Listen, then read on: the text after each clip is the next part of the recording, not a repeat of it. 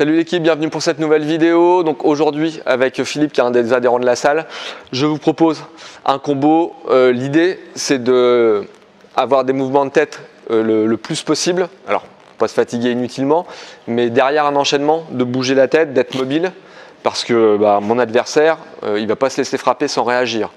À la salle, on enseigne de réagir au plus tard au troisième coup, idéalement avant.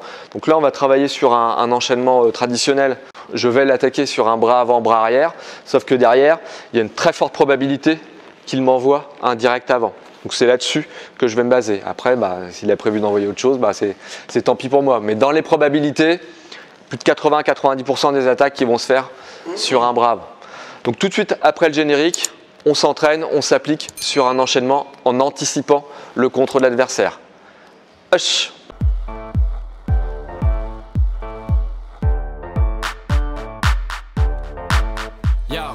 Donc là, moi j'attaque bras avant, bras arrière. Mon partenaire bloque ou se protège. Et à un moment donné, il contre, donc avec un bras avant. On recommence. 1, 2, hop.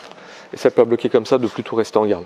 Parce que en fait, quand tu es comme ça, tu n'as pas de force dans les bras. Donc tu peux te prendre ton poing dans la tête. Comme ça, ton muscle aura plus de résistance. Donc plus dans ta garde. Ok? Bravo. D'accord?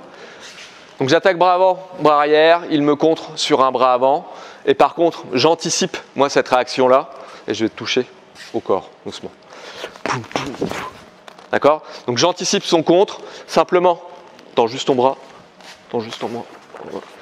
J'anticipe son contre simplement en décalant ma tête après mon bras arrière. Donc j'envoie bras avant, bras arrière, en ramenant mon bras, je décale ma tête. D'accord?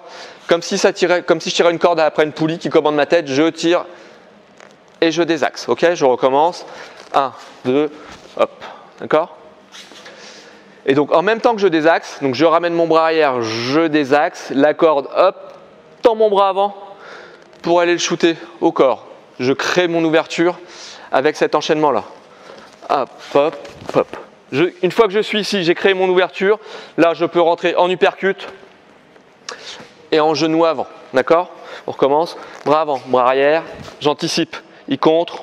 Donc le bras avant au corps, l'uppercut à la tête et le genou avant au corps. Là, j'ai envie de dire, sur le combo, tu feras ce que tu veux derrière. Le plus important à prendre, c'est 1, 2 et je bouge. 1, 2 et je bouge. Direct avant, direct arrière. Et je fais un petit mouvement de tête, ou direct avant, direct arrière, et un léger pas de retrait. Ne restez pas sur vos attaques. On en voit souvent, et tu verras dans les shorts que je publie, des mecs qui font des enchaînements 3, 4, 5 coups, mais qui restent sur place, qui ne sont pas mobiles, à un moment donné, ils se font contrer. Sauf si, bien évidemment, ils ont fait mouche avec des variations de hauteur, des choses comme ça. Mais ne restez pas trop longtemps sur vos enchaînements, et prenez l'habitude d'être mobile après une série. Donc là, moi, tout de suite, après 2 coups, hop, hop, je bouge. D'accord?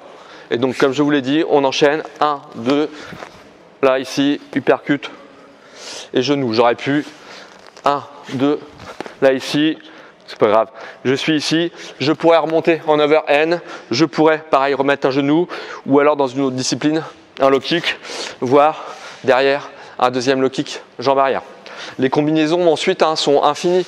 L'important étant de 1, 2, je désaxe. 1, 2, et je bouge la tête. 1, 2, et je bouge la tête. Soit avec ta garde, soit tu baisses un peu plus le bras, c'est toi qui vois. Mais si tu baisses le bras, tu t'exposes aussi à quelque chose. Si lui, il avait prévu de m'envoyer un bras avant suivi d'une jambe arrière ou d'un genou arrière, je suis en risque. Donc, après, boxer, c'est prendre des risques. Donc voilà l'enchaînement qu'on souhaitait vous montrer aujourd'hui.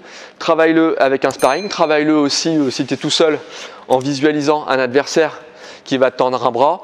Tu peux le travailler aussi avec au sac et puis tu accroches un bout de, comment ça s'appelle ça, de frites de piscine que tu coupes. Ça va te matérialiser un bras tendu et 1, 2 et tu bouges pour sortir de l'axe. N'hésite pas à me dire ce que tu en penses en commentaire. Si ça te plaît, tu lâches un pouce bleu, tu partages un maximum pour m'aider à faire connaître la chaîne. Hush!